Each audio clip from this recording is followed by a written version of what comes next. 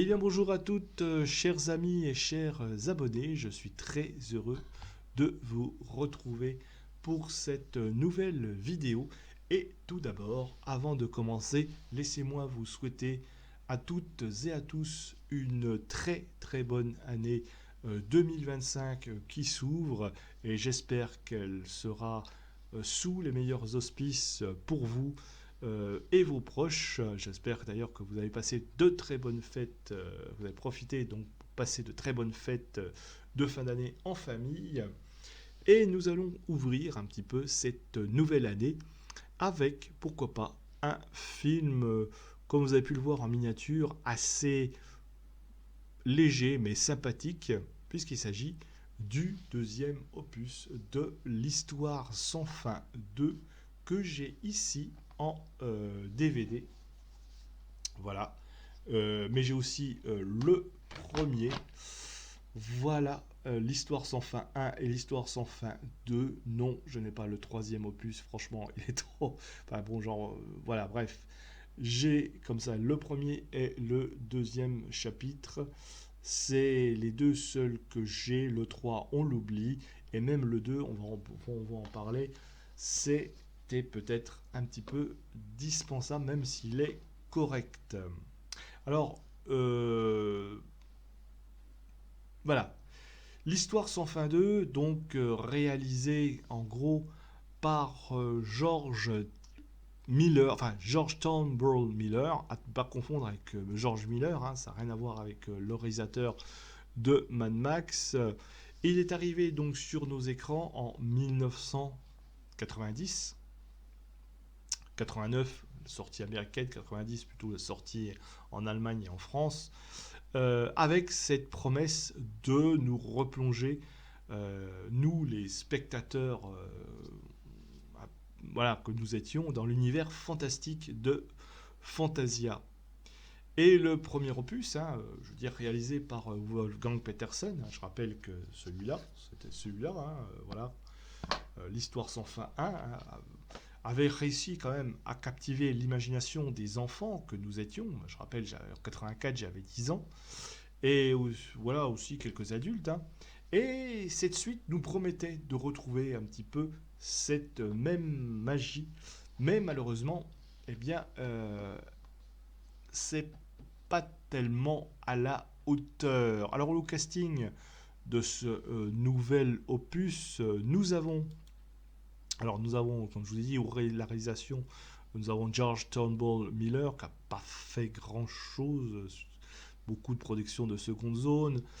Mais nous avons aussi, alors on n'a plus Barrett Oliver, hein, rôle central, mais on a Jonathan Brandis, le regretté Jonathan Brandis, hein, qui a eu pas une grosse carrière au cinéma, et ce qui est un petit peu dommage, parce qu'il jouait pas trop mal quand même. Mais alors, il était né en 1976 et il est mort, je crois qu'il s'est suicidé le 12 novembre 2003 à Los Angeles. Alors, il a joué particulièrement, il a joué, à part dans l'Histoire sans fin, il a joué dans Ladybugs en 1992, mais aussi la même année, il a interprété, enfin, il a été le co-partenaire de Chuck Norris dans Sidekicks, que moi personnellement j'avais bien aimé. Il a joué ici dans l'excellent téléfilm Ça, qui est peut-être le meilleur opus de ça qui existe. Et puis, pour ceux qui s'en souviennent aussi, il a joué dans une série que moi j'aimais bien, que j'ai l'impression que tout le monde a oublié, pourtant, moi j'aimais, c'était pas mal, et qui est Sequest, Police des mers. Je ne sais pas si vous connaissez. Voilà, voilà. Bon, après, il n'a pas eu une grosse carrière. Hein. Bon, bref. Pour le suite du casting, alors aussi Atreyu qui va être remplacé par Kenny Morrison. On a aussi Clarissa Burt dans le rôle de la sorcière Xaïd. On retrouve Thomas Hill du premier film qui va jouer le libraire, hein, Carl Conrad Coriander. Mais aussi Alexandra Jones, John Wesley Shipp, etc., etc. Voilà, voilà. Bon, pour une intrigue qui est moins captivante, on va dire. Voilà, voilà, je vais vous lire un petit peu l'histoire de base. Hein. À nouveau, le petit Bastien, orphelin de mère et parfois en conflit avec son père, échappe aux déceptions du réel et en s'adonnant à la lecture de l'Histoire sans fin, livre magique emprunté chez le vieux libraire Coriander. Répondant à l'appel voilà, de ces univers fabuleux, il se retrouve à Fantasia, le pays fantastique, dominé par la malfaisante Xaïd. Voilà, voilà, voilà. Donc, vous voyez, hein, l'intrigue tourne autour de la même problématique. Fantasia est en danger. Alors, l'un, c'était par le chaos, et l'autre, eh bien, c'est un peu par une sorcière qui vole les souvenirs de Bastien. Bref, voilà. Mais toujours la même problématique. Alors oui, le concept de base est assez intéressant, mais c'est le développement de l'histoire qui manque quand même d'originalité et surtout paraît moins riche que le premier film. Alors, les personnages hein, qui sont moins attachants aussi, hein. Bastien, le héros, hein, moins charismatique que pouvait l'être quand même Barrett Oliver dans le premier, avec des motivations qui sont un peu moins profondes. Et puis les nouveaux personnages hein, qui n'apportent pas grand-chose au récit. Alors on a le père hein, qui est incarné, je crois, si j'ai bonne mémoire. Alors dans le film il y avait déjà le père, mais bon là je crois qu'il est incarné par John Wesley, Wesley Shipp, et qui a un rôle un petit peu plus développé que dans le premier récit, mais ses interventions, malheureusement, je trouve que ça casse le récit à un moment donné. C'est comme quand vous jouez à Assassin's Creed et que vous vous retrouvez en dehors de l'animus. Voilà, des fois ça vient casser le récit.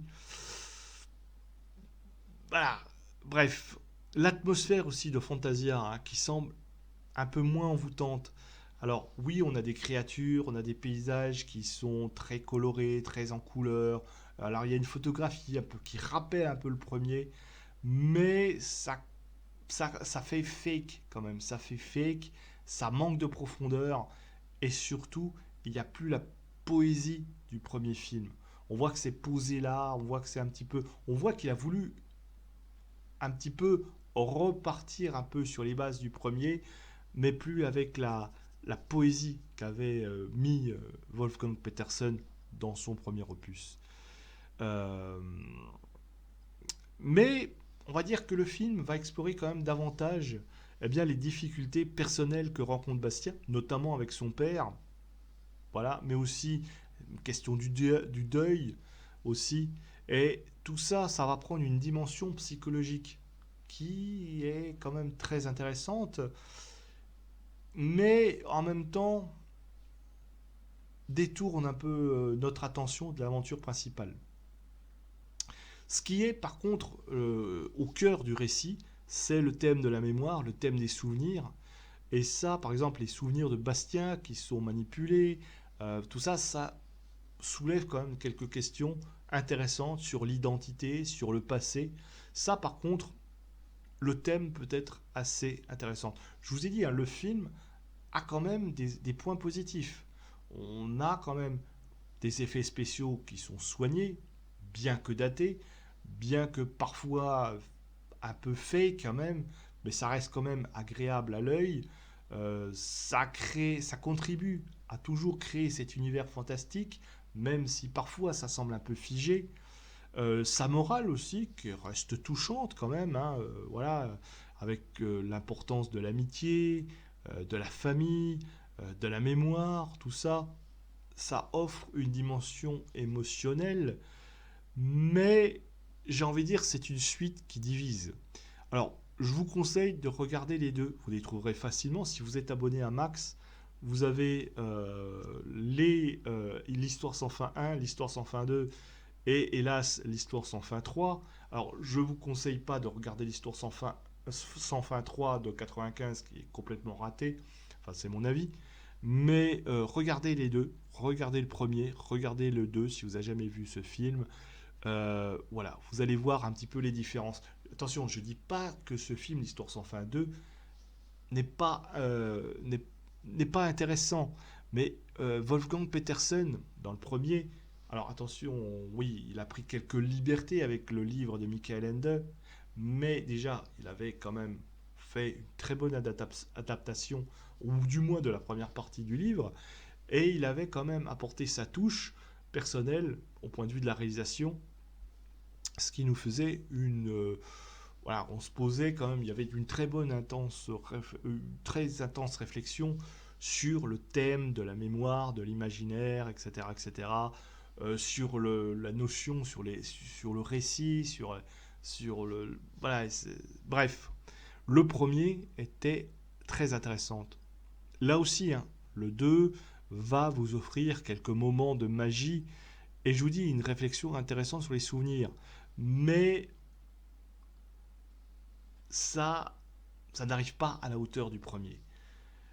Tout ça simplement parce que le scénario manque quand même d'originalité. Je vous dis, Fantasia en danger, et il y a beaucoup de choses qui va comme ça rappellent un peu non seulement le scénario, mais les personnages. On voit, on retrouve Falcor, le fameux dragon chien, on retrouve même Artax aussi. Enfin, voilà, on retrouve tout à Atreyu. On sent il y avait eu quand même, déjà pour l'époque, il y avait un peu de fan service évident, et il a voulu jouer là-dessus.